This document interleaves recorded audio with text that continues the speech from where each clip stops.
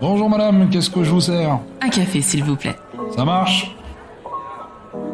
Aujourd'hui, j'ai l'immense plaisir de recevoir la marraine de ce podcast, celle qui a cru en moi dès le début, Mavic Bright. Coach mindset certifiée, elle aide des milliers de femmes à devenir la meilleure version d'elles-mêmes. Il y a quelques jours, elle annonçait sur les réseaux sociaux son arrivée au Canada avec sa petite famille pour une période indéterminée. Forcément, j'ai tout de suite été impressionnée. J'ai aussi sauté le pas de l'expatriation, mais j'étais toute seule, sans enfant. Donc on va dire que la trajectoire est différente. Suite à cette annonce, beaucoup de questions lui ont été posées, et notamment sur la peur de partir, de tout laisser, de partir avec des enfants, et j'en passe, faisant néanmoins réaliser que nos pensées limitantes étaient pour beaucoup, y compris moi, ce qui dictait nos actions. Donc durant cette conversation, nous parlerons de nos peurs, comment y faire face, et quand même passer à l'action. On va parler aussi du rêve, et comment faire quand c'est bien de réaliser son rêve. Des questions que tout le monde se pose, mais je crois que la meilleure pour répondre à ça, c'est Mavic. Donc, avant de la recevoir, si toi, tu as envie de changer ta façon de faire, d'impacter le monde, moi, je suis Tia Brown Sugar, une touche à tout qui pense que les gens qui brillent n'éteignent pas les autres. Et autour d'une tasse de café, je t'emmène découvrir ces étoiles. Des personnes qui, à travers leur parcours et leur histoire, partagent d'autres façons de faire, de vivre, de consommer, de penser, mais surtout, changent les choses. Si tu as aimé ce podcast, abonne-toi pour ne rater aucun épisode. N'hésite pas à le commenter, laisser 5 étoiles sur Apple Podcast pour m'aider à le faire découvrir. Je t'en remercie. Maintenant, prends une tasse, installe-toi et déguste ce moment. Bonjour Mavic. Hello! Comment vas-tu? Très bien, merci. Et toi? Très bien. Ça va super. Donc tout d'abord, merci d'avoir accepté cette nouvelle invitation. Je t'en prie, c'est un honneur, c'est toujours un plaisir. Merci beaucoup. Alors, tu as été la toute première à inaugurer le podcast Ma Pause Café avec Tia. Donc, tu es une habituée de l'exercice. Je suis quand même obligée de te poser la première question parce qu'il y a eu de nouveaux arrivants entre-temps. Tu es plutôt thé ou café? Je suis eau gazeuse. Ça n'a pas changé, même s'il y a de nouveaux arrivants. Et lorsque j'ai envie d'un peu de fantaisie, je me fais un grand verre de chaude. Voilà. Génial. Ok. Bon, je vais quand même faire un petit thé pour moi si ça ne te dérange pas. Ça ne me dérange pas du tout. On est parti alors pour de l'eau chaude et un peu de thé. Voilà. Oh, c'est bon. Pour les personnes qui ne te connaîtraient pas, peux-tu te présenter de la façon dont tu aimerais que les autres le fassent? Je n'ai pas changé non plus. Je déteste l'exercice des présentations parce que je trouve que ça nous enferme dans une boîte. Je suis courageuse, résiliente et heureuse. Bon, allez, il faut quand même que j'ajoute ma qualité principale. Je suis terriblement intelligente. Mais à part ça, c'est tout. C'est moi. J'adore. Alors, si vous voulez avoir la première conversation que j'ai eue avec Mavic, n'hésitez pas à aller l'écouter. Elle est sur toutes les plateformes de podcast. Elle est aussi sur YouTube, sur ma chaîne YouTube Tia Brown Sugar. Alors, tu es arrivée au Canada, précisément à Toronto, il y a quelques semaines. Comment ça se passe depuis ton arrivée? Est-ce que tu es émerveillée ou est-ce que tu t'attendais déjà à ce que tu as trouvé? Alors, ça se passe extrêmement bien. Je suis émerveillée parce que je suis émerveillable. Je m'émerveille de tout. Ça ne m'est jamais arrivé d'arriver où que ce soit. Ça a dû m'arriver sur une destination de ne pas être émerveillée. Mais en règle générale, il y a déjà les étoiles dans mes yeux. Donc, quand je te regarde, de toute façon, il y a le filtre avec les étoiles. Je ne m'attendais pas à trouver quoi que ce soit parce que je ne connaissais pas Toronto. Nous avons décidé de vivre à Toronto sans... Alors, moi, je ne connaissais pas. Frédéric était venu une ou deux fois. Et le simple fait de désirer vivre là me suffit pour prendre une décision et pour venir. Donc, voilà. Alors, il y a quelque chose que je vais relever par rapport à ce que tu viens de dire.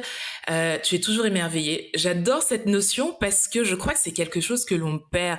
Est-ce que tu as cette sensation de garder ce regard d'enfant qui justement te permet cet émerveillement et qui fait que à chaque fois que tu arrives quelque part, tu as un regard neuf sur quelque chose. T'arrives pas en mode je suis blasé, je sais, j'ai déjà fait le tour du monde ou des choses comme ça. Alors, je ne sais pas si c'est un regard d'enfant, mais en tout cas, c'est intrinsèque. C'est le point de départ chez moi. J'ai coutume de dire que le plus grand obstacle à l'apprentissage, c'est le fait de croire qu'on sait. Si tu veux apprendre, pars du principe que tu ne sais pas. Même quand il s'agit d'un sujet que tu domines, que tu maîtrises, que tu masterises, pars de ce que tu ne sais pas. Parce que c'est cette touche d'humilité qui va te permettre de trouver juste la gouttelette, l'étincelle que tu ne connaissais pas et qui va magnifier ton savoir. Donc, mais pour les choses les plus basiques, hein, quand on me regarde sur les réseaux sociaux, là, en ce moment, on joue aux jeux de société le soir avec les enfants et on joue au tabou, au spot-it, etc., qui sont des jeux le tabou, par exemple, le Cluedo, ce sont des jeux que je connais en français. Le simple fait d'y jouer en anglais, d'être obligé de faire une gymnastique intellectuelle pour traduire les mots, ça suffit. Ça suffit à ce que je sois émerveillée, ça suffit à ce qu'ils soient émerveillés et ça rend les choses tellement plus simples, tellement plus simples. J'adore cette vision des choses parce que finalement, on réalise avec ce que tu viens de dire que tout peut être très beau finalement. Mais bien sûr, tout peut être très beau. Alors moi, je mets toujours tout le monde extrêmement mal à l'aise quand je parle de la mort de mon premier fils et que je dis que le matin qui a suivi son décès, donc mon époux et moi, on s'est réveillés complètement dans les vapes, abasourdis parce qu'on venait de vivre. Et dans ma tête, avant de sortir de mon lit, je me suis dit, qu'est-ce qui pourrait adoucir ce qu'on est en train de vivre? Et il y a mon refuge de toujours, il y a la musique et j'ai cherché dans ma tête, dans ma playlist, est-ce qu'il y aurait un morceau qui correspondrait au moment? Et j'ai pensé à Saudade de Victor Hugo, qui est un morceau absolument exquis. Et je l'ai mis, j'ai balancé l'enceinte et il y avait la musique à tue-tête. On pleurait, mais on dansait. Et on est resté 3 jours avec lui, en dansant. Au début, tout le monde a été choqué par cette musique parce que c'est pas attendu. Mais finalement, ça rend les choses plus douces. Tout peut être beau. Tout peut être beau à condition qu'on soit OK pour chercher de la beauté à l'intérieur et ne pas se laisser condamner par nos circonstances extérieures. Tout peut être beau. Oui. La beauté, tu la cherches dans ton cerveau, tu la cherches dans ton cœur? Je suis une droguée du cerveau. Je suis pas du tout une romantique. Le cœur, c'est une pompe, c'est tout. On en a fait quelque chose de magnifié, de romantique, mais la vérité, c'est que le cœur, ce qu'il fait, c'est pomper. Et dans notre cerveau, il y a le siège de nos émotions. Et je crois que lorsque nous aurons réussi à faire la paix avec le fait que, notre power, il est dans notre cerveau, il est nulle part ailleurs. Lorsqu'on aura réussi à faire la paix avec le fait que ce soit dans notre cerveau que se trouve le siège des émotions, le siège de la projection, le siège de la protection, tout sera beaucoup plus simple. Donc la beauté, je la cherche dans mon cerveau. C'est mon cerveau qui me mène à la réussite. C'est vrai que je comprends ce que tu dis, mais et pourtant moi je suis pas une romantique, hein. Je suis pas une romantique, mais je sais que j'aurais peut-être tendance, dans un premier temps, à laisser parler mon cœur et puis après à réfléchir, tu vois, au lieu de faire l'inverse, me dire non, sois cérébral et puis ensuite ressens. Mais ça, en fait, c'est une idée reçue qui est occidentale. En fait, ce qu'on appelle laisser parler notre cœur ne parle pas. C'est notre cerveau qui parle. L'homme a besoin, c'est exactement ça le principe des grandes religions monothéistes. On décrit les religions polythéistes qui ont plein de dieux, etc. On se croit mieux, perclus de ce complexe de supériorité, avec la religion monothéiste, mais qui a plein de saints, plein de petits symboles, d'anges, etc. En fait, tout ça vient d'un principe philosophique. C'est le mythe de Sisyphe. L'homme est trop faible pour accepter l'immensité de la vérité. Alors, qu'est-ce qu'il fait? Il va scinder la vérité en de toutes petites choses. Et en fait, qu'est-ce que l'homme a fait? Lorsqu'il s'est rendu compte que cette espèce d'organe, comme un poulpe surpuissant, effrayait, comme une divinité, ça effraie. Alors, il s'est mis à mettre dans différentes parties de notre corps des pouvoirs. Les émotions, ce serait le cœur. L'action, ce serait les mains. La guidance, ce serait les pieds. Le maintien, ça serait la colonne vertébrale. Mais ça ne se passe pas comme ça. Tout est dans notre cerveau. Ce dont on dit que c'est le cœur qui parle, c'est pas ton cœur. C'est ce qu'il y a entre ton cortex préfrontal et ton cerveau reptilien. C'est là. C'est là que sont tes émotions. Donc, en gros, quand tu dis que tu laisses parler ton cœur, en fait, tu laisses parler une partie de ton cerveau avant ton cortex préfrontal. C'est ça. C'est tout un travail à refaire. Oui, oui, c'est vraiment ça, c'est du conditionnement, complètement, complètement. Quand on dit à une personne, tu es cérébral et tu es pas émotionnel, les deux sont au même endroit. Ce sont juste des parties différentes de notre cerveau. Ouais. D'accord, c'est super intéressant. J'adore. C'est vrai que je commence depuis que je fais du développement personnel, je m'intéresse de plus en plus à la façon dont fonctionne le cerveau parce que finalement, c'est vrai que quand on apprend du développement personnel, on réalise tout ce que tu dis, qu'effectivement tout part de là-haut et que nous en faisons ce que nous voulons. Mais c'est vraiment un travail de longue haleine parce qu'on est tellement conditionné depuis enfant à ne pas faire du tout comme ça que tout de suite c'est contre-productif, on a l'impression. Et c'est pas évident. Mais ça. Alors, tu es parti avec ta famille, entre guillemets, très rapidement de la Réunion où tu vivais jusque-là. Parce que c'est vrai que quand tu nous l'as dit, quand tu l'as annoncé sur les réseaux sociaux, on s'est dit, mais il y a 2 jours, elle était à la Réunion, comment ça se fait? Est-ce que à un moment, t'as eu un doute, ne serait-ce que quand tu faisais ta valise, quand t'es arrivé à Toronto? Alors, je te pose cette question parce que des fois, la peur part d'un tout petit truc où on se dit, moi, je sais que je suis partie aux États-Unis il y a quelques années pour plusieurs mois. J'étais dans l'euphorie de la préparation, tout ça. Sauf que quand je suis arrivée sur place, je me suis retrouvée à 2 heures du matin sur mon lit. Et là, je me suis dit, mais qu'est-ce que tu fous là? Et la peur est arrivée à ce moment-là, tu vois. Et je pense qu'il y avait peut-être un petit peu de doute à un moment donné. Et la peur est arrivée là. Au final, j'ai quand même vécu la plus grande histoire que je pouvais vivre jusqu'à maintenant. Mais est-ce que toi, tu l'as ressenti à un moment? Non. Alors, je suis plutôt quelqu'un qu'on pourrait ranger dans la cage des gens décidés. Alors, il y a une chose que j'ai comprise quand j'ai commencé à m'intéresser au human design, j'ai compris que j'ai une espèce d'autorité émotionnelle et donc il ne faut surtout pas que je prenne de décision quand je suis en plein dans une vague émotionnelle. Donc il faut que je laisse retomber l'émotion. Et c'est pour ça que quand je travaille, je dis toujours aux gens, attention, laissez les émotions vous traverser. Ne vous accrochez pas comme ça à une émotion, quelle qu'elle soit. Et donc, en fait, je sais que il faut que j'attende que l'émotion passe et ensuite je suis en mesure de prendre une décision rationnelle. Ce qui pour moi est un exercice de style extrêmement compliqué parce que comme je me vis comme quelqu'un de décidé, il se passe quelque chose, je décide et bam, je me tiens à ma décision. Donc, une fois que j'ai pris la décision, la peur, ça fait partie du deal, mais ça fait tellement longtemps que je me dis que la peur fait partie du deal, que la peur est un warning, que aujourd'hui, sauf grande frayeur, je cohabite avec la peur sans ressentir une présence anxiogène.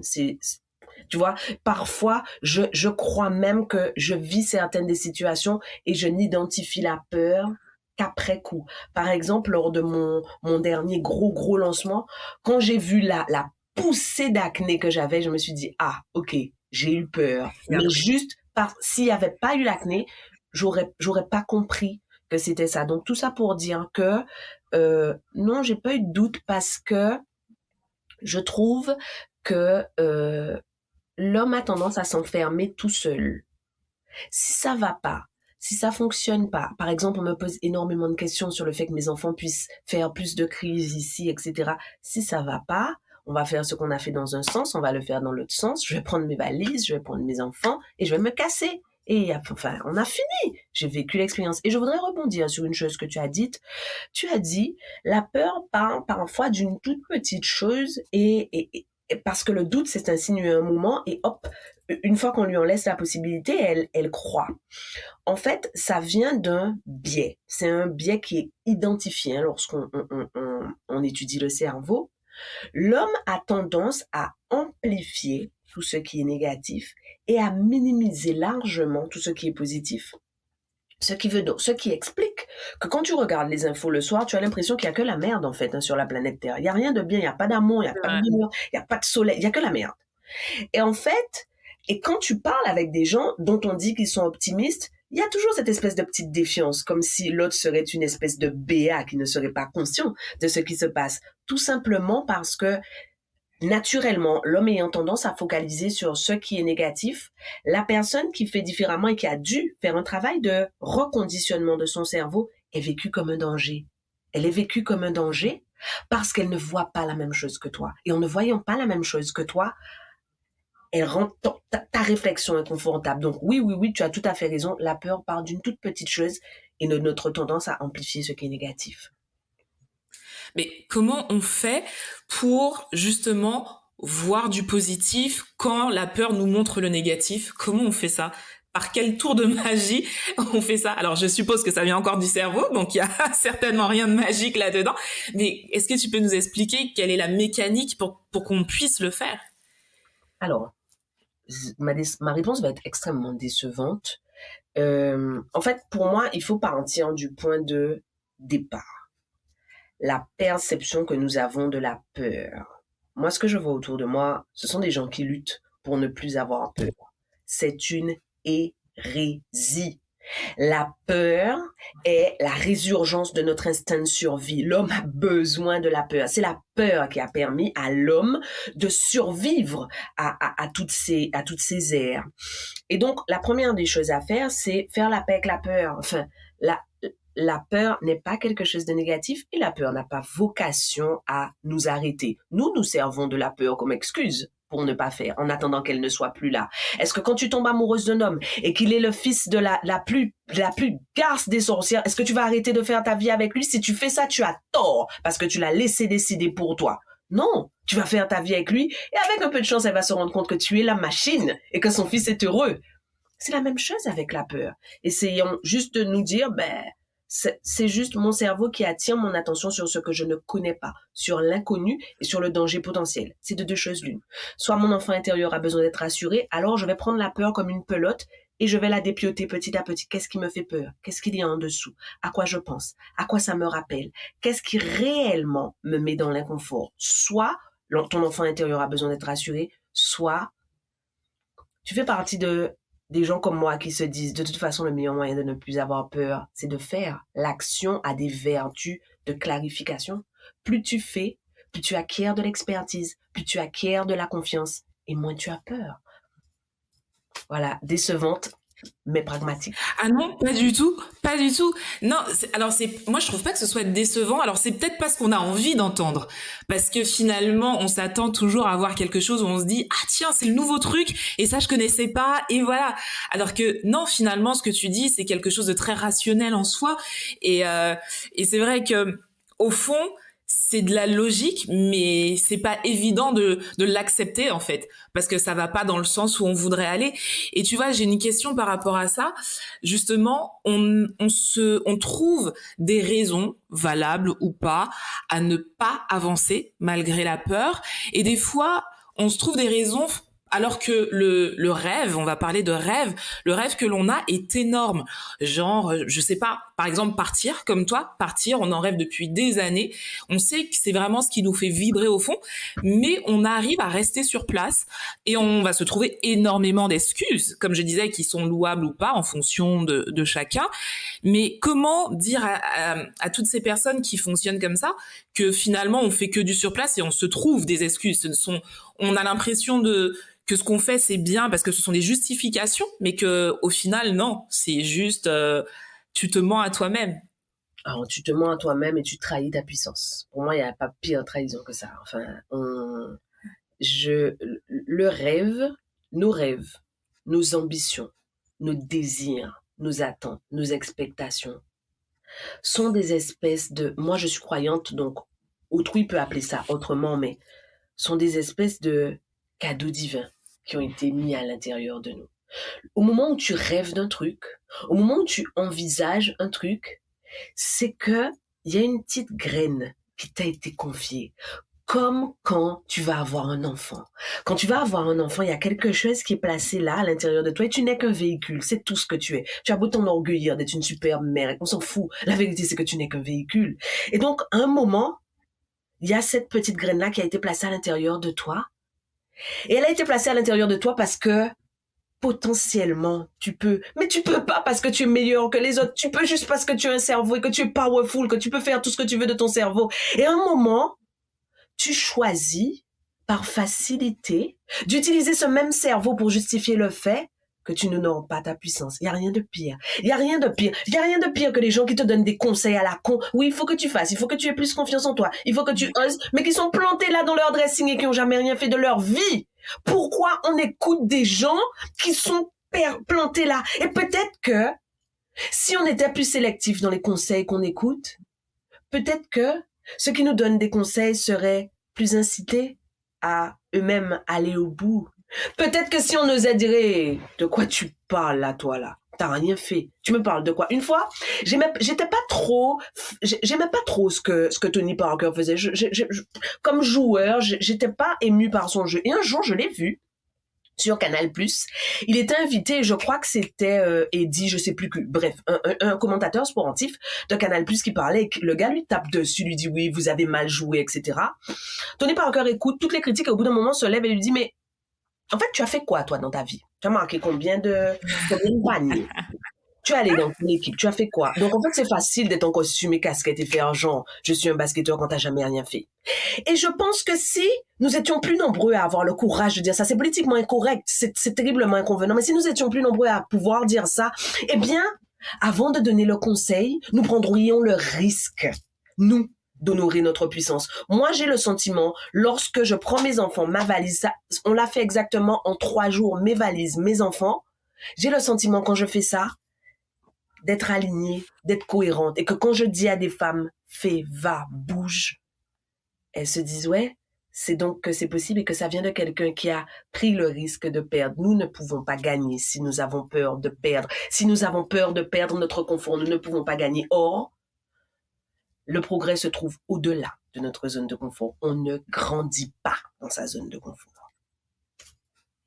C'est alors pour rebondir sur ce que tu viens de dire. Alors moi je fais partie de ton programme Ananas Impérial et alors je suis pas du tout payée pour le dire et de toute façon si vous me suivez sur mes réseaux sociaux vous savez que je l'ai déjà dit. Je crois que je suis l'exemple parfait de la bonne femme qui avait peur et qui grâce à justement ce travail qu'on a fait ensemble aujourd'hui, je suis capable de dire, j'ai fait un live il y a pas longtemps avec Tony et je me suis entendue dire non mais je suis une machine. Et il y a 2 ans, mais jamais j'aurais dit ça. Jamais j'aurais dit ça parce que je me cachais derrière mes peurs, je me cachais derrière plein de choses, de pensées limitantes et qui me réconfortaient en fait. Au fond de moi, avec du recul, après avoir fait ce travail énorme, je réalise que ça me réconfortait parce que finalement, comme tu le disais très bien, c'est la facilité. C'est la facilité et c'est toujours plus facile de rejeter la faute sur une circonstance, sur quelqu'un, sur la crise, tu vois, par exemple. Et c'est toujours plus facile de se dire, mais en fait, c'est pas vraiment de ma faute. Mais si la peur est là, elle est là et moi, je peux rien faire. Alors qu'en vrai, si. Et on peut tellement... Et ce qui est hallucinant, c'est qu'une fois qu'on a passé le cap d'y aller malgré la peur, parce que comme tu dis, en fait, c'est comme si elle nous donnait la main et on se dit, je vais quand même y aller et tais-toi, juste tais-toi. Mais je sais que t'es là, mais juste tais-toi. Et une fois que t'as fait le premier pas, tu te dis, waouh, c'est énorme. Et même si le pas, il est tout petit, hein, même si t'as avancé que d'1 millimètre, hein, mais tu te dis, waouh. Et donc vraiment, je suis l'exemple parfait que, ouais, on peut avoir très très peur, mais c'est un travail. C'est vraiment un travail en fonction de chacun qui peut être plus ou moins facile, mais ça vaut le coup. Vraiment, vraiment, je te rejoins à 100%, ça vaut le coup. Vraiment. Alors, une question justement qui est liée à ça. Dans un de tes réels, tu dis... alors, je vais le dire texto. Tu dis le courage n'est pas l'absence de peur, mais c'est la regarder dans les yeux et agir. Alors c'est vrai que tu vois là on vient de le dire, je viens de dire que je suis l'exemple, mais en même temps je suis persuadée qu'il y a des gens qui vont me dire mais oui mais c'est inconfortable, ça peut être douloureux, ça peut être difficile. Est-ce que c'est pas contre nature de se dire j'avance malgré ça? Non, parce que le vivant a 3 réactions face à la peur. La tétanie, la fuite ou l'attaque. Rester perclus de peur équivaut soit à la tétanie, soit à la fuite. Mais la troisième option est quand même l'une des options du vivant. Quand tu regardes une gazelle dans la savane, quand tu regardes un troupeau de gazelles dans la savane, attaqué par une lionne, il y a toujours quelques secondes pendant lesquelles les gazelles ne bougent pas. Elles sont tétanisées jusqu'au moment où elles prennent une décision et c'est absolument extraordinaire. Parce que la décision, on voit que c'est quelque chose d'instinctif. Elles sont en troupeau, mais chacune part dans sa direction. Mais chacune part. Ce qui veut donc bien dire que nous avons le choix.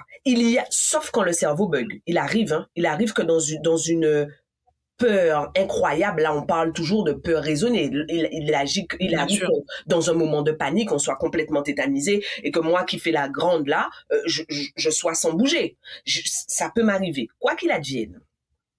Non, ce n'est pas contre nature, puisque ces trois options sont des options du vivant.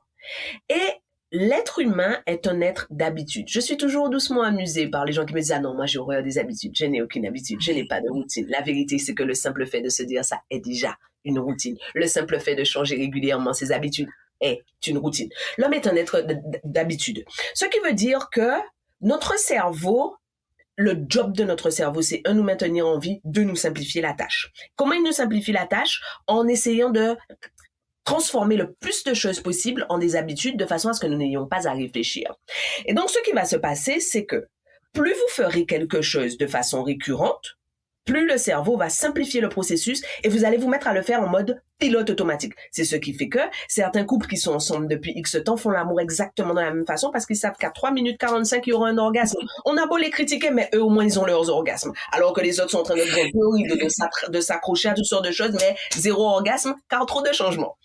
Et donc, ce qui va se passer, c'est que à partir du moment où tu vas habituer ton cerveau à agir pas malgré la peur, avec la peur, ça va devenir ça. L'attaque va devenir sa façon de fonctionner. Et par défaut, c'est ce que ton cerveau fera. Moi, je le répète tout le temps.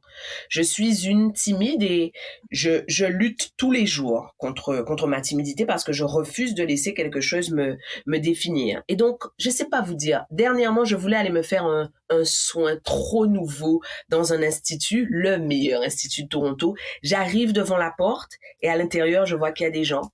Et je fais demi-tour, je me dis, mais non, mais je reviendrai quand il y aura moins de monde. Je fais 5 pas. Et au bout des 5 pas, je me dis, mais c'est quoi ça encore ce cirque? Tu vas retourner, demander ce que tu as demandé, même si tu fais pipi sur toi.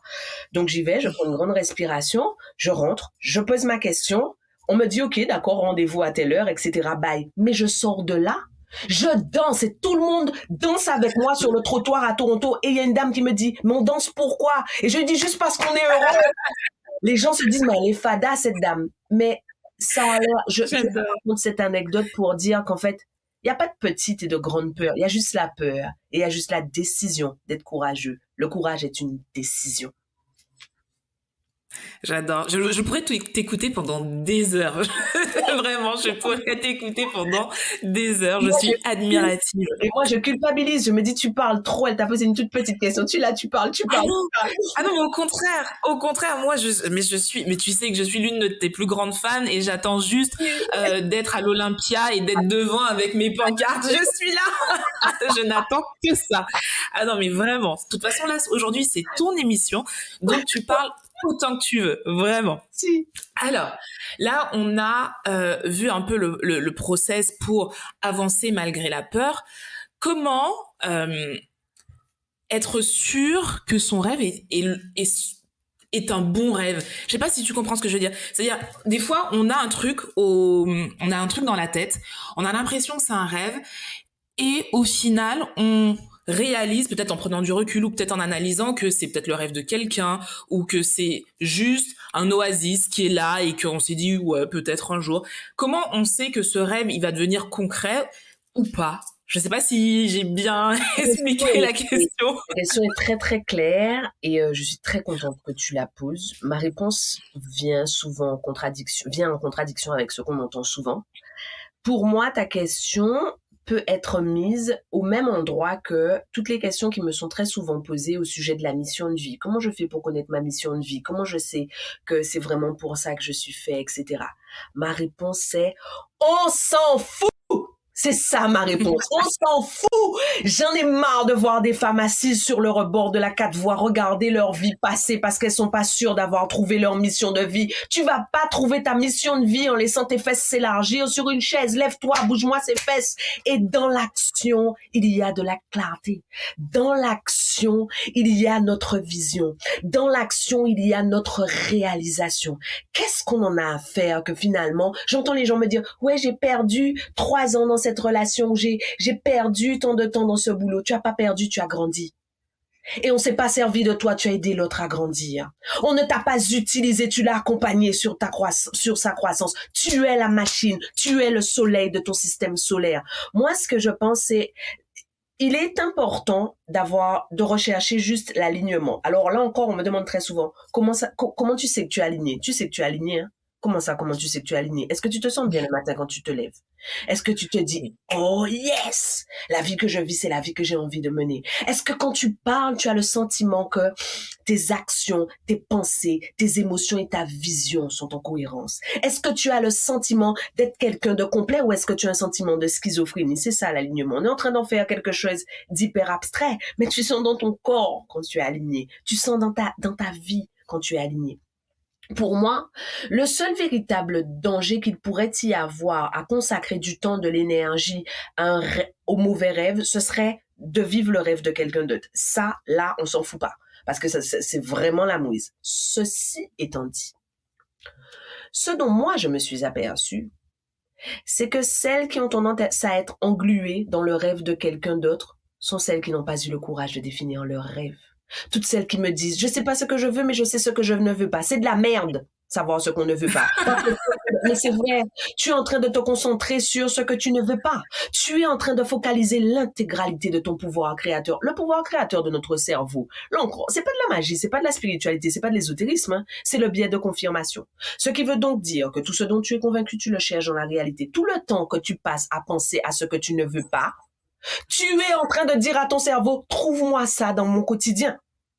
Et donc, bien évidemment que tu vas être en train de réaliser le rêve de quelqu'un d'autre et d'écouter toutes les suggestions qui volent autour de toi.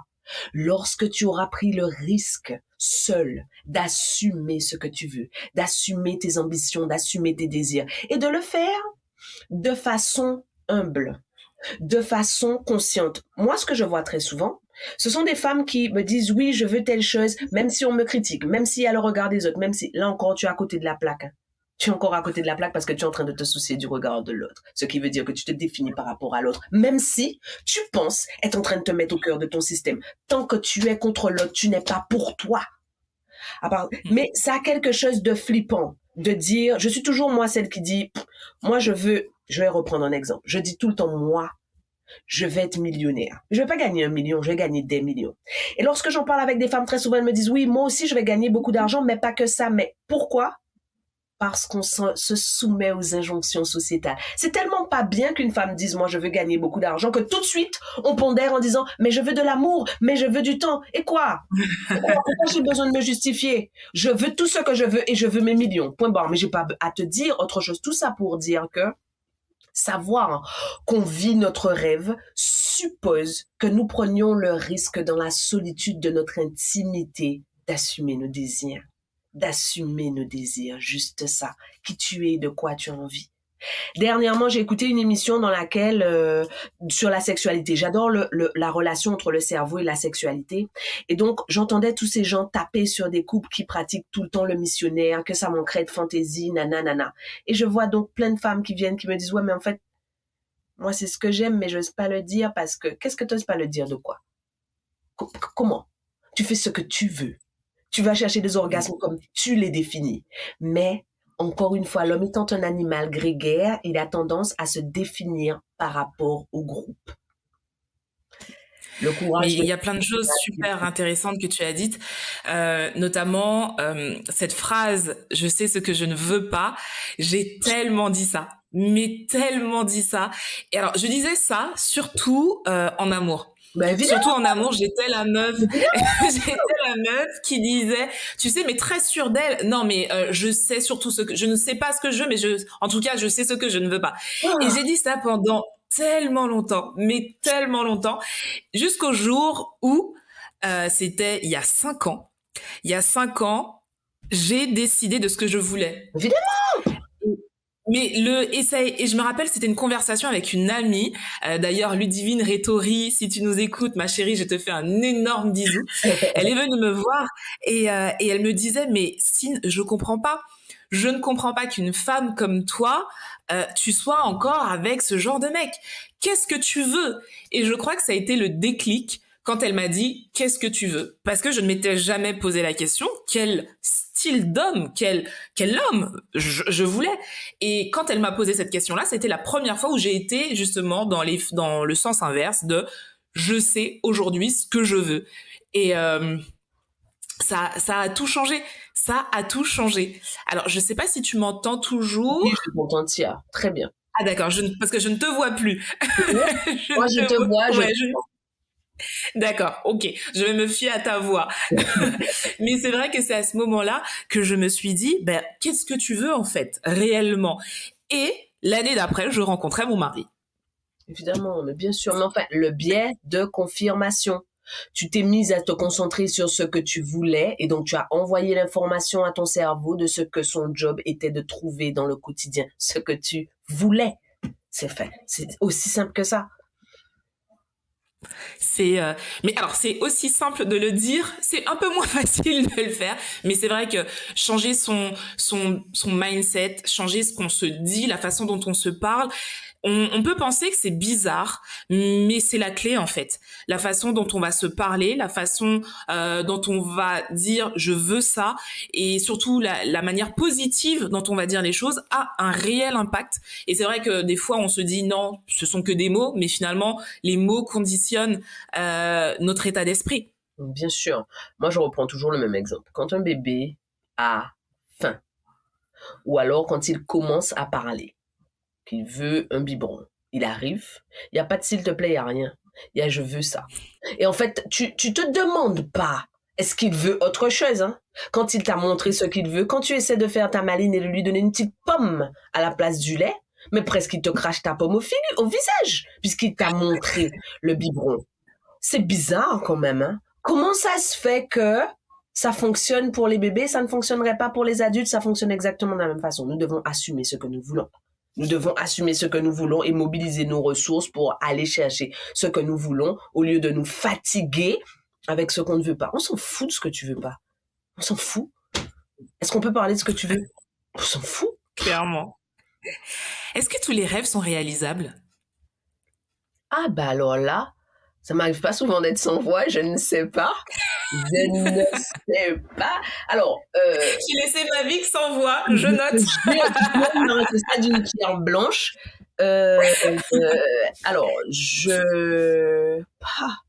alors, honnêtement, ma première réponse aurait été oui. Mais si je prends du recul, je pense que tous les rêves 99% des rêves qui nous impliquent nous sont réalisables. À partir du moment où le rêve implique d'autres personnes, on se rapproche donc de la définition de l'utopie au sens philosophique et là ça devient plus compliqué. Quand Martin Luther King dit I have a dream, il sait pourquoi il dit I have a dream et non I have a reality, parce que ça implique d'autres personnes. Et donc, je pense que plus il y a de variables humaines, pas forcément de variables mécaniques ou techniques, mais plus il y a de variables humaines, et plus la réalisation du rêve est complexe. Néanmoins, je pondère parce que l'une des questions qui m'est beaucoup posée depuis qu'on est parti à Toronto, c'est, alors ça courrouce ma fille aînée, hein, comment faire pour impliquer un ado avec toutes les réticences que ça contient dans un voyage familial, etc. Et donc elle déteste le fait qu'on stigmatise les ados et moi je déteste le fait qu'on stigmatise une partie de la famille. C'est-à-dire que pour moi le groupe famille, la famille étant la cellule élémentaire de la société, la famille doit fonctionner comme une organisation, c'est-à-dire que nous avons des valeurs partagées qui donc sont le lien entre nous et chacun a ses valeurs individuelles. Il faut arriver à trouver le moyen de laisser ces valeurs individuelles s'exprimer à l'intérieur du groupe famille. Et donc tout ça pour dire que là, typiquement, mon époux et moi avons fait il y a longtemps maintenant le choix de l'expatriation et donc c'est un postulat chez nous. Hein. De toute façon, on part. À un moment ou à un autre, on part. Ce qui veut dire que depuis toujours, les enfants savent, entendent, adhèrent, comprennent et peuvent poser des questions. Si bien qu'au moment où les autres nous disent, mais comment faire pour impliquer l'ado, la question ne se pose plus parce que, enfin, c'est comme ça fait partie de l'ADN de la famille. Tout ça pour dire que là, typiquement, ça aurait pu être considéré comme une utopie, le fait que nous voulions partir, mais dans la mesure où ça fait partie des valeurs partagées, ce n'est pas le cas, même si ça intègre beaucoup de variables humaines. Bah, je vais rebondir sur les enfants parce que c'est vrai que j'ai vu que beaucoup de personnes posaient des questions par rapport aux enfants et j'ai l'impression, tu me diras ce que tu en penses, qu'on a très souvent, quand on a des enfants, tendance à reporter ce qu'on ne fait pas par rapport aux enfants. Est-ce que c'est pas une charge peut-être trop importante que les gamins n'ont pas demandé? Mais bien sûr, mais évidemment. Mais bien sûr, c'est la même chose que la maman qui reste chez elle, qui dit je reste pour me consacrer à ma famille, qui fait chier ses enfants. Il y en a plein qui sont des mamans adorables, qui adorent ça. Moi, j'ai des amis qui m'ont toujours dit, moi, je veux me marier avec un homme que j'aime, qui a de l'argent, parce que je vais rester chez moi, prendre soin de ma famille. Celles-là, elles sont bien, elles sont à leur place, elles sont dans leur rêve. Mais tu as les autres qui donc pensent que c'est bien de se sacrifier pour l'autre, qui ont une vision sacrificielle de la famille et qui font l'enfant porter le poids de ses choix, qui quand l'enfant est en âge de partir, lui disent comment tu peux me faire ça à moi alors que j'ai tout donné pour toi, qui ont besoin d'aller vivre chez les malheureux quand ils ont besoin d'aller chez eux.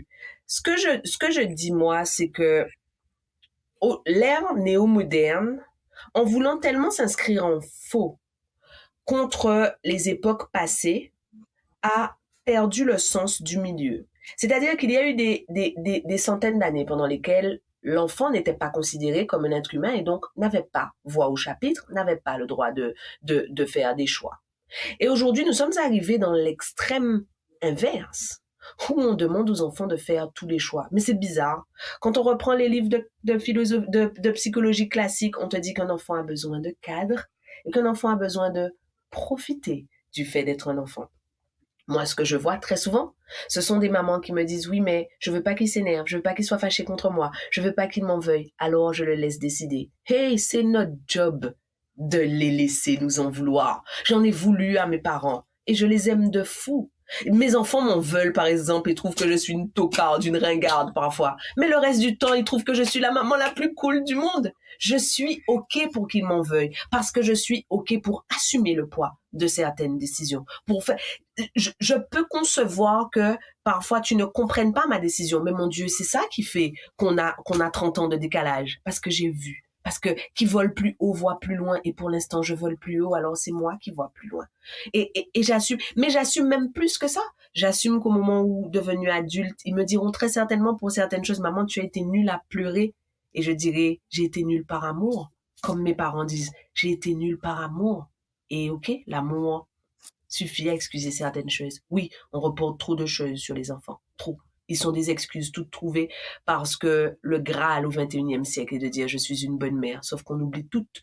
On fait les comptes à l'arrivée. Je suis une bonne mère. C'est un trip de maman qui se la monte. C'est la personne à l'arrivée qui te dit maman, tu étais une machine. Avant ça, on navigue à l'aveugle.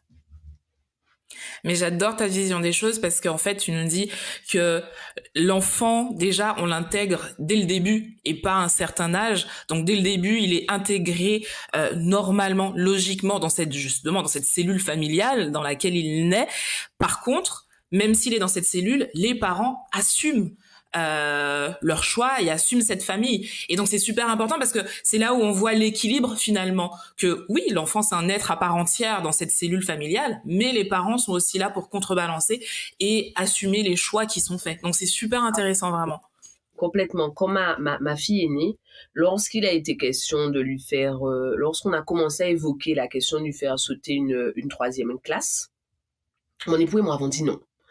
Mais avons dit non en sachant, quand elle a été testée plusieurs fois, enfin, socialement, c'est une espèce d'adulte coincé dans un corps d'enfant. Et socialement, elle est très mûre. Quand tu la vois avec ses camarades, tu vois que la mûre, c'est elle, alors qu'elle a 2 ans et demi de moins que tout le monde. En revanche, il y a une chose qui était très claire dans notre tête. C'était, moi, je me suis toujours dit, à partir du moment où elle a les mêmes obligations que les autres, elle doit avoir les mêmes droits que les autres. 2 ans, ça fait déjà beaucoup.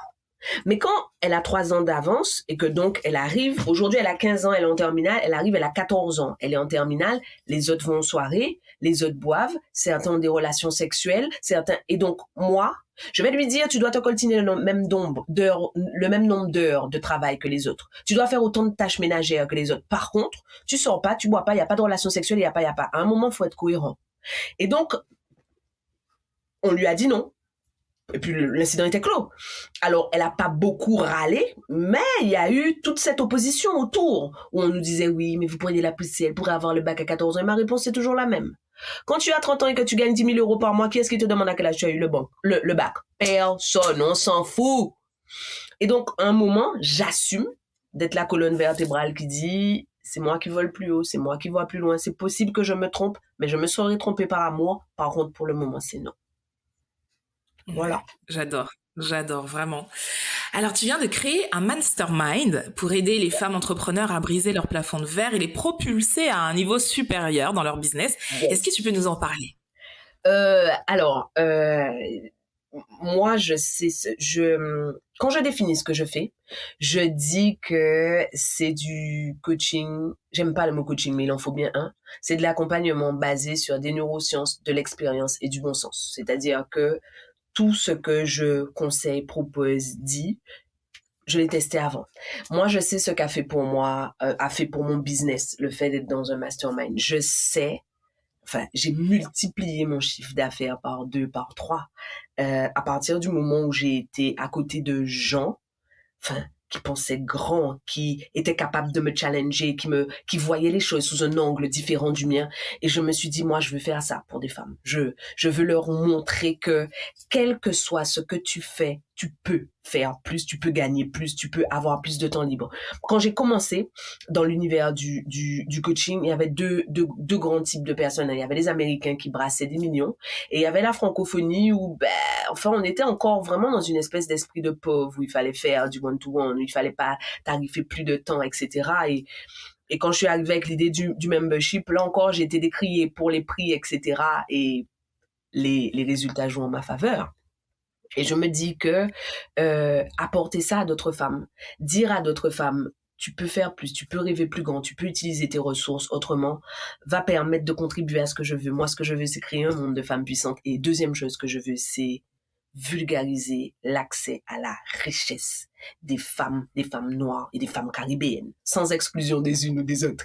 C'est ça que je veux. Et donc, avec Elodie, qui est ma partner in crime, c'est une machine, cette femme. Enfin, tu la regardes faire ses petits TikTok et tu peux pas imaginer qu'elle est millionnaire, enfin. Et on s'est dit, toutes les deux, on est capable de faire sauter les verrous. Encore une fois, j'aurais pu attendre un meilleur moment, j'aurais pu attendre d'avoir la caution d'X, Y ou Z. Mais je m'en fous parce que je sais qu'on est capable de tout faire péter.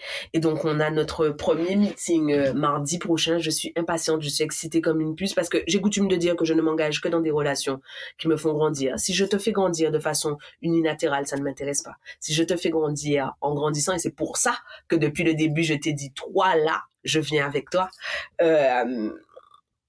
cette expérience va leur permettre de grandir et va nous permettre de grandir encore et c'est le début d'une formidable aventure. Et voilà. Mais c'est vrai, je me rappelle qu'au début, tu me disais ça, justement, que tu croyais en moi. Et il y a rien de mieux que d'être accompagné par des gens qui vous inspirent. Parce que toi, je te l'ai dit tout à l'heure, je suis l'une de tes plus grandes fans. Et quand je vois le travail que tu fais et le niveau à laquelle tu le fais, je me dis, mais c'est ça que je veux incarner, en fait. Et c'est vrai qu'un mastermind, clairement, c'est ce genre de projet qui te permet d'y aller plus vite. Alors oui, on peut le faire en 6 ans. Après, je me dis, si tu peux le faire en moins de temps, vas-y. Et arrête d'avoir peur et vas-y. Alors, pour être honnête, moi, je voulais faire partie de ce mastermind. Pour des raisons financières, je ne peux pas, mais je ne peux pas aujourd'hui. C'est-à-dire que moi, mon goal, c'est de faire partie de ce mastermind. Donc, il n'y a pas moyen. Je l'ai dit à mon mari, je l'ai dit. Et le jour, et vraiment, je te le dis, le jour où c'est sorti et que j'ai vu que je ne pouvais pas financièrement. Et tu vois, il y a une période où je me serais dit, non, mais c'est trop cher, machin. Et là, ça n'a pas du tout été ce à quoi j'ai pensé. Je me suis dit, putain, je ne peux pas. Et en fait, ça n'a même pas été une question de cher, pas cher. Non. je mérite ça parce que je sais où ça va m'emmener. Et après, tout est une question aussi de ce que l'on veut et dans quoi on veut investir. Et moi, je veux investir en moi. Et sur le coup, je me suis dit, putain, je suis dégoûtée. Parce que le nombre de messages que je t'ai envoyés pour te dire, alors c'est comment le mastermind, tout ça. Et le jour J, j'étais tellement dégoûtée que même mon mari me dit, mais qu'est-ce qui t'arrive, machin. Je lui dis, non, une mauvaise nouvelle. Il me dit, une mauvaise nouvelle, qu'est-ce qui s'est passé? Et je lui dis, je vais boire du vin. D'ailleurs, je t'avais dit que j'allais boire du vin. Et en fait, j'ai dit non, je voulais participer à un truc et là, je ne peux pas. Donc, je vais attendre la prochaine session. Mais sur le coup, ça me saoule parce que j'étais déterminée à faire partie de la première promotion. Et là, voilà. Et il me dit, mais c'est quoi? Donc, je lui explique. Il me dit, ah, ananas impérial. Et je dis oui. Et donc, je ferai partie de ce mastermind. Mais voilà, après, tout dépend aussi de ce en quoi vous voulez investir. Moi, clairement, depuis que je sais clairement, de manière, mais vraiment très, très claire, la femme que je veux devenir, c'est-à-dire une femme millionnaire aussi. Avant, je ne l'aurais pas dit, mais aujourd'hui, je suis très claire avec moi, une femme millionnaire qui pourra aider d'autres femmes. Et je me dis non, mais je veux y arriver dans les années qui arrivent et pas dans 20 ans. Et pour y arriver dans les années qui arrivent, faut que je sois entourée des personnes qui l'ont fait avant moi, parce que c'est comme ça qu'on apprend. Donc vraiment, ce projet, je le trouve génial. Alors, Vas-y. pour rebondir sur ce que tu disais, j'aimerais revenir sur la genèse de notre relation. Tu disais, c'est plus facile de grandir quand on a des gens qui nous inspirent autour de nous. En fait, l'inspiration est un paramètre qui est vraiment encensé. Le deuxième paramètre qui permet que l'inspiration arrive jusqu'à nous et fasse son job, c'est l'humilité. Et c'est sur ce paramètre-là qu'on ne travaille pas assez. Quand je suis venue vers toi et que je t'ai dit, moi je pense que tu es une machine, tu n'avais aucune raison de m'écouter. Enfin, j'avais 2000 abonnés ou un truc comme ça. Rien. Tu aurais pu trouver mieux que moi. Tu aurais pu trouver plus grande que moi. Et tu as quand même accepté dans un petit coin de ton cerveau de te dire, je vais écouter. Et je me rappelle, je t'ai dit, sollicite-moi autant que tu veux. Je serai là, je vais t'accompagner parce que je vais t'amener là où tu vas. Et il a fallu que tu sois suffisamment humble pour entendre une voix qui, à ce moment-là, n'avait aucune légitimité pour toi. Ce que je vois très souvent, c'est que nous voulons grandir, nous voulons de l'inspiration, mais nous sommes tellement préoccupés par le fait d'être inspirantes que nous ne nous exposons pas au rayonnement de l'autre. Et on se trompe en pensant que la puissance, c'est écraser l'autre, c'est ignorer l'autre. Moi, je suis puissante et moi, j'avance comme une machine. En revanche, je demeure cette petite fille. Tous mes proches peuvent le dire. Je demeure la petite fille qui t'appelle pour te dire « Wow, ton livre est sorti! Oh mon Dieu, c'est trop merveilleux! Oh, je suis la première invitée du podcast! » Je demeure cette personne-là. Et c'est ça qui fait qu'on est en mesure d'honorer notre puissance. C'est qu'on est en permanence en train de naviguer entre nos vulnérabilités et nos grandeurs. Faire la paix avec la cohabitation des deux fait de nous des machines instoppables.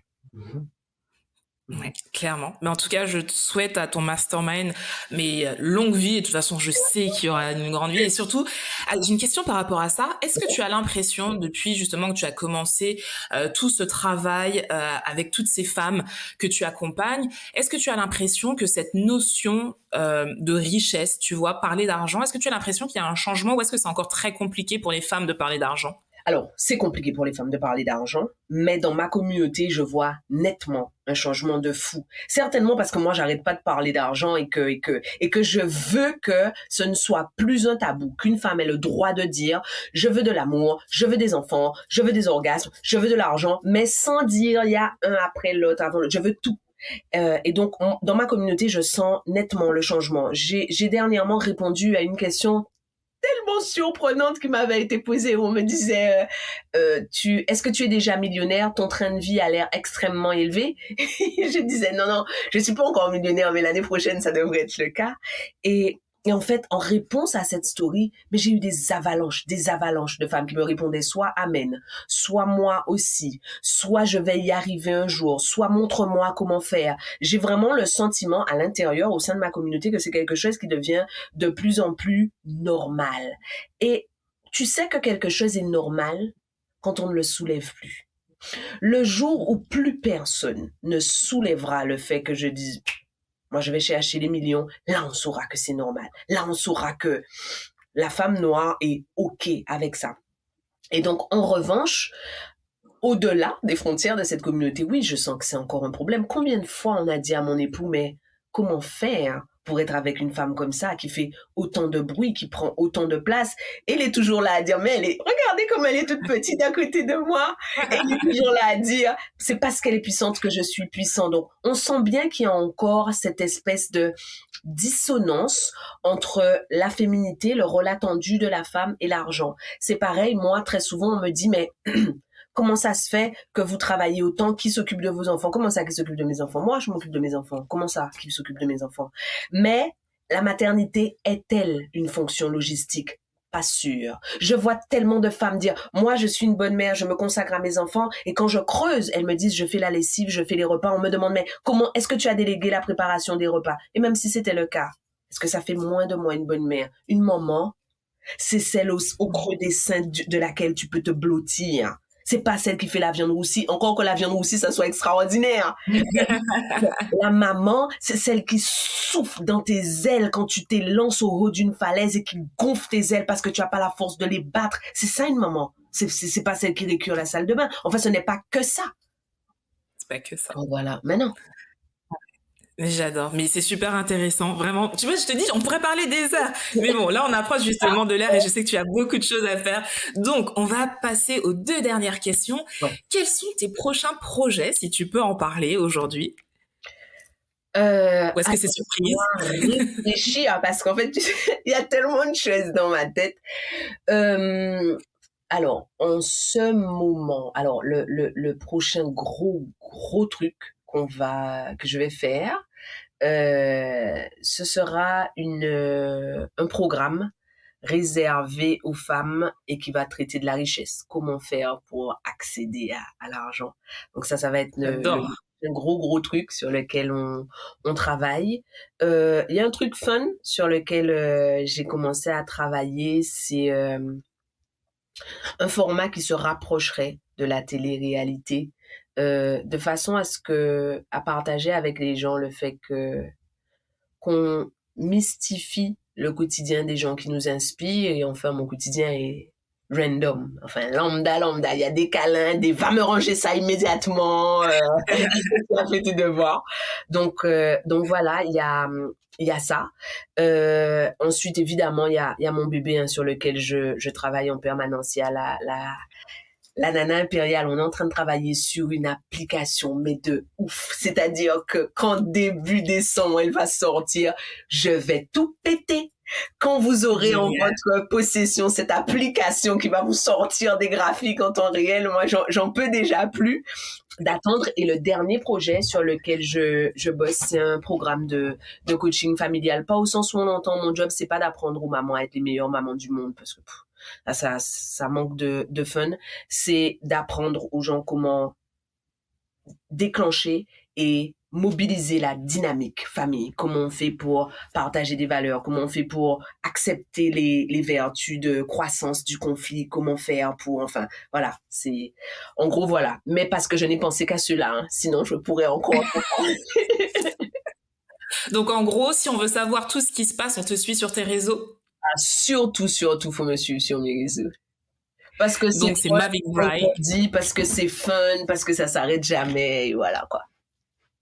Donc allez-y, vraiment, allez-y. En plus, il y a du contenu tous les jours. Donc allez-y, c'est Mavic Bright. Je crois que je parle de toi tellement que les gens doivent se dire, mais c'est pas possible. Elle est payée. Elle est payée. Alors, la dernière question. Ouais. Comme tu as déjà participé au podcast, j'ai changé la dernière question qui est la question signature. Ouais. Donc, tu auras une autre question. Alors, si tu devais dire une chose à toutes ces personnes qui ont peur, the one thing, quelle serait-elle? Fais quand même. Juste ça. Fais quand même.